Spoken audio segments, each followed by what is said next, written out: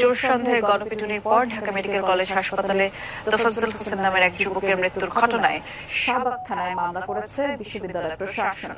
একই সাথে গঠন করা হয়েছে 7 সদস্যের তদন্ত কমিটি। বুধবার চোর সন্দেহে তাকে আটক করে ফজলুল হক মুসলিম হলের শিক্ষার্থীরা। জানা যায় রাত 8টার দিকে চোর সন্দেহে তোফাজ্জলকে আটক করে শিক্ষার্থীরা। পরে রাত 10টা পর্যন্ত হলের গেস্ট রুমে কয়েক দফা মারধর করা হয় তাকে। এক পর্যায়ে ক্যান্টিনে বসে খাবারও খাওয়ায় শিক্ষার্থীরা, তারপর আবারও মারধর করা হয়। এই সময় তোফাজ্জল অসুস্থ হয়ে পড়লে মধ্যরাতে তাকে হাসপাতালে নিয়ে যাওয়া হয়, আর সেখানে চিকিৎসকরা মৃত ঘোষণা করেন তাকে।